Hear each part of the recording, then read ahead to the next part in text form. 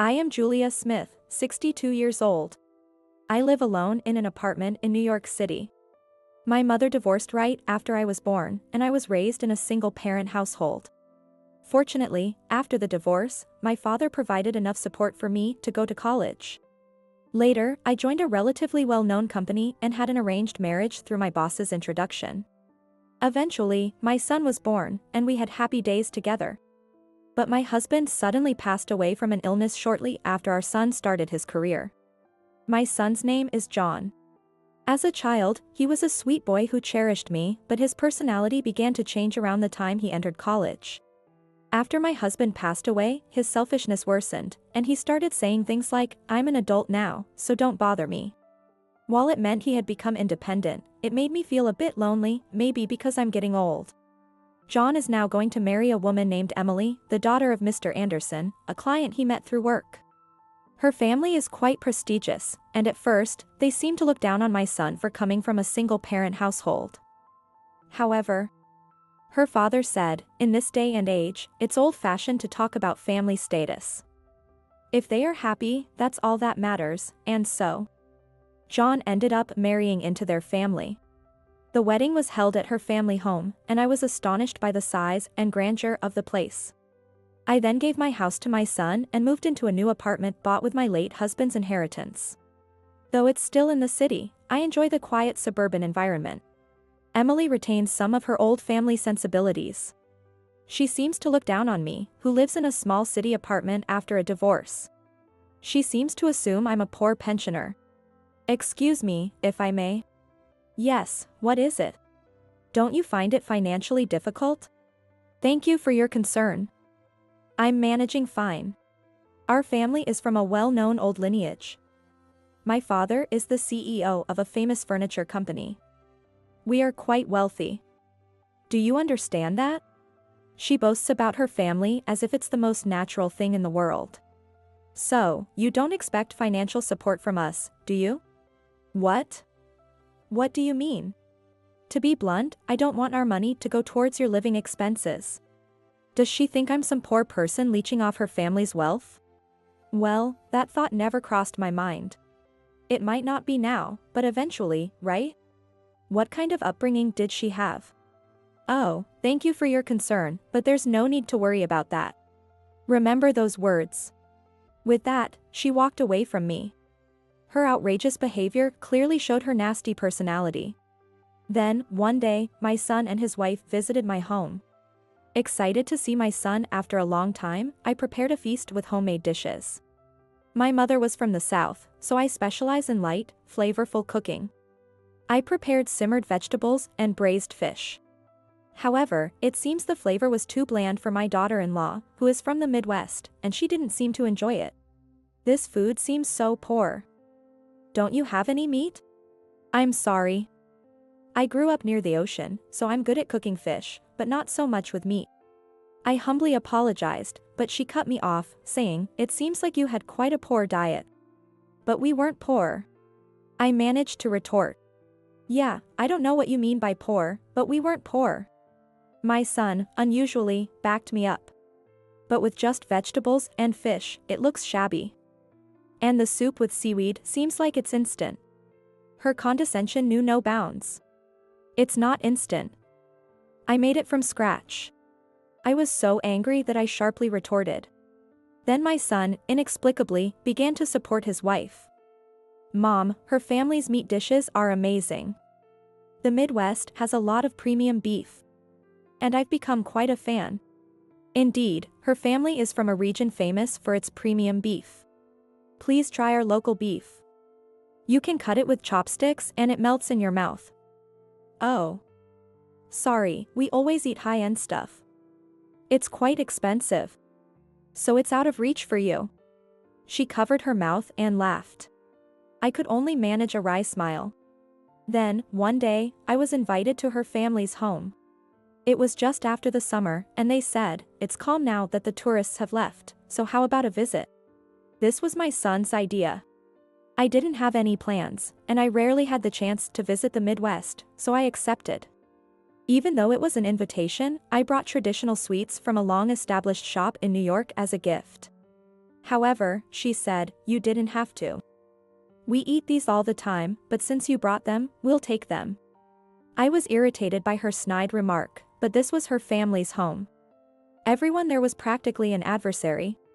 Her family home was as grand as ever. They had renovated the garden and built a pond with koi swimming elegantly. These koi are worth about $100,000 each.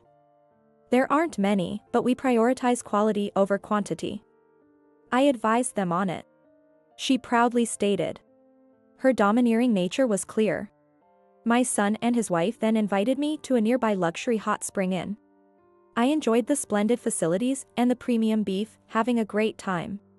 I would have enjoyed it more without her snide comments. Then, when I went to her family home to say goodbye and thank them, we all sat down for tea. Thank you for everything. I appreciate the wonderful hot springs and delicious food. To my surprise, my gratitude sparked a confrontation. Oh, it's nothing. No need to thank us. My daughter-in-law was ready for a fight.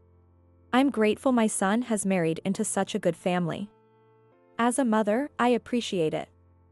I said, not really meaning it. But I'm worried about you. After seeing your home, I got a bit concerned. You live on a pension, right? Well, it's enough for me to live on. But won't you eventually run out and come asking for help from my family? I'd prefer to avoid that. I've never thought about that. The exchange was getting heated. No, it's likely in the near future. That's why I want to settle things now. She was getting to the heart of the matter. Settle things? What do you mean? I'm not heartless. I invited you so you could spend some pleasant time with your son one last time. Did you enjoy it? Yes, I did enjoy it. Good. Then let's cut ties from here. What? What do you mean? We don't want to be bothered if you end up becoming a beggar.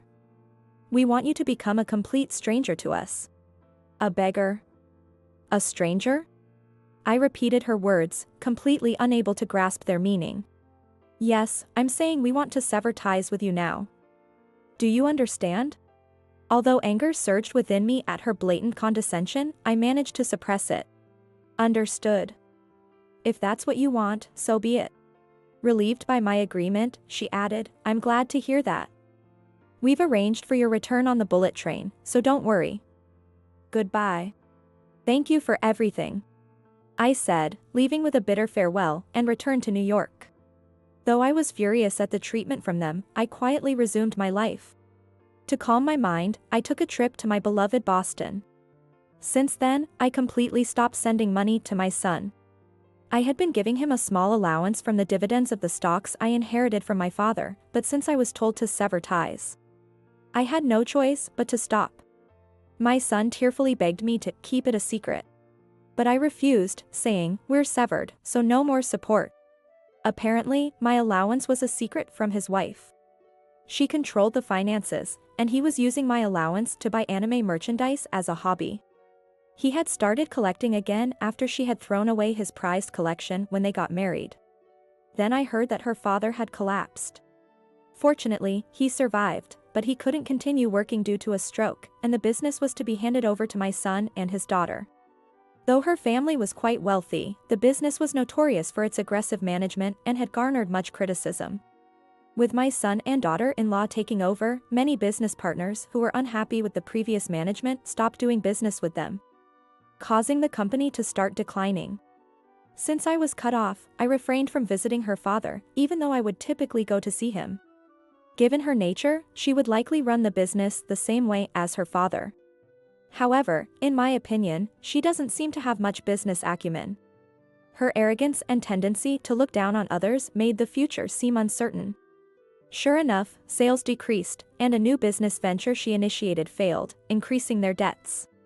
Sales of their main product, luxury furniture, continued to stagnate, and the company's future was looking bleak. I decided to just watch how things unfolded.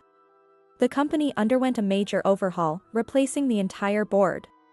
Under my son's leadership, they planned to downsize their main operations and enter new sectors. It seemed this decision was made at the behest of my daughter-in-law, the principal shareholder. Despite being the CEO, my son appeared to be disregarded. This was just like her. However, this strategy was a major failure. Sales of their main operations plummeted, and the new ventures performed well below expectations.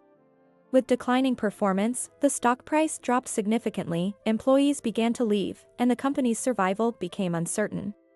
I watched the stock prices, noting they continued to hit new lows, eliminating dividends. And the outlook from financial reports and brokerage firms was grim. Eventually, the company might be delisted. If that happens, trading the stock on the market would no longer be possible, making it extremely difficult to raise funds. Banks would likely hesitate to lend, leaving asset sales as the only option. Her family owned extensive forest land locally, but its value wasn't significant. Still, they'd have to resort to selling it eventually. Being cut off, there was no point in me worrying. I continued to live modestly. Occasionally, my son and daughter-in-law tried to contact me, but I ignored them, having no need to respond. Then, while I was enjoying my annual autumn trip to Boston for the fall foliage, something happened. This year's mushrooms were smaller due to the weather, but they were exceptionally flavorful. The vibrant autumn leaves outside complemented the taste and helped soothe my mind. I was savoring the autumn in Boston with my eyes and taste buds, taking my time, when a maid informed me, "You have a visitor." A visitor? I had no appointments, and only a few people knew I was in Boston. "May I have the visitor's name?" "Yes," she said. "Her name is Emily." "Emily?" I thought for a moment and quickly realized. I know her, but we are currently estranged. Please ask her to leave." "Yes, understood." The maid left but soon returned, saying, "She insists on seeing you and is even begging on her knees." What should we do? In that case, show her to the guest room. I will join her after I prepare myself. I returned to my room and changed into appropriate attire. "Thank you for waiting. It's been a while. I understand we are currently estranged. What brings you here?" I greeted her calmly. "It's been a while. I came to apologize for my past rudeness and to ask for your forgiveness." "Oh, there must be some misunderstanding. I met you purely on a whim. Misunderstandings can be painful later on." "No, I apologize for my words." Her face was pale from my curt attitude and her own nervousness. "I've heard that this grand mansion belongs to you. Could you tell me how you came to acquire it?" She must have discovered my true background somewhere. It was obvious that she came here in desperation, struggling to secure funds. I smiled slightly and said, "That is none of your business." After a pause, I continued, "This is my father's villa. He passed it down to me." I decided to reveal my true identity. "Your father?" "My father was James Thompson, the former president of Thompson Trading. He has passed away." "Do you not know of him?" "Wait, the former president of Thompson Trading. So, you are his daughter?" She is panicking after learning new facts. Let me explain it to her in detail. "Yes. I am his daughter from his first marriage, and I use my mother's surname. The current president is my half-brother. I've distanced myself from the Thompson family after my mother passed away. I am not suited for business by nature, so I handed over the management rights to my younger brother. I wanted to live the rest of my life quietly. So I received part of the company's shares from my father as a pre-inheritance and took over this house." "I see." It seemed to click for her. "Let me explain how I manage my life now. I don't trade stocks, as I am not knowledgeable about them, but I receive dividends twice a year, amounting to about $100,000. Which is sufficient for me. I don't like living extravagantly. This house is managed by my brother. It has staff who maintain it, and I can use it freely whenever I want." "I see." She seemed at a loss for words. "So, what brings you here today?" "I must remind you, we are supposed to be estranged." "Yes, I am aware. But our business is struggling. Could you possibly help us out? Is there anything you can do?" She pleaded, wringing her hands. "Oh. And why is that?" I asked, feigning ignorance. "My father fell ill, and my husband took over as president, but he is inexperienced. I thought it would be better if I, being a blood relative." managed things, so I helped him, but... So, my son is just a figurehead while you hold the real power? Yes, that's correct. At this point, she thought any strange excuses would be futile. It seems there is no lie in her explanation. And what happened then? The changes I made to the product lineup failed, leading to significant losses and debt. I tried everything I could. So, you tracked me down? Yes, that's right. I sighed deeply. So, you want me to help you? Yes, please, we need your help. Do you remember what you said to me? If I remember correctly, it was, we will cut ties because we can't be bothered if you become a beggar. Now, what do you call your current behavior? I am begging for money. People generally call that a begging. As you say. Right? I smiled and declared. I refuse. You underestimate me. After looking down on me so much, you now say please help? Unbelievable. I'm sorry. Please, I beg you. She got down on her knees, her forehead almost touching the floor. Without even looking at her, I said, I am not kind enough to help a beggar. Please leave. Please. The banks won't lend us money anymore, and we have no one else to turn to, she continued to plead. Not caring that her dress was disheveled. I'll say it again. Please leave. I wish you all the best. I said, and asked the maid, please escort our guest to the door. And make sure to clean up after she leaves. For maids lifted her from both sides, as she refused to move from her kneeling position, and dragged her out of the room. I returned to my room, gazing at the fiery autumn leaves, and whispered softly. I just want to live peacefully. I later heard that her company went bankrupt. To settle their debts, they sold off all their land and property and lived in a small rented house, working multiple part-time jobs. I continued living in my apartment in New York. When my son got married and moved out, he bought me a cat, saying I might be lonely. A Maine Coon named Whiskers. He has long fur, which requires a lot of care, but he loves being brushed and is always calm. Watching his content face makes me feel happy too. Whiskers, we should visit Boston again. We always go in the fall, maybe we should try winter this time? You don't like the heat. So summer wouldn't be fair to you. As I petted him, he playfully nibbled on my hand. Hey. I scolded him, and he licked the spot he bit as if to apologize. You're such a sweetie. I was completely smitten with Whiskers. And so, I went to Boston again. It was snowing heavily outside. Whiskers was in my arms, watching the snow with me. The year is almost over. When you first came, you fit in my palm, and now you're so big. He seemed unusually calm, and I realized he had fallen asleep. Really, you grow while you sleep. But if you get any bigger, I won't be able to hold you. I gently touched Whiskers' nose and turned my gaze back outside. A quiet, snowy night. I started feeling sleepy too.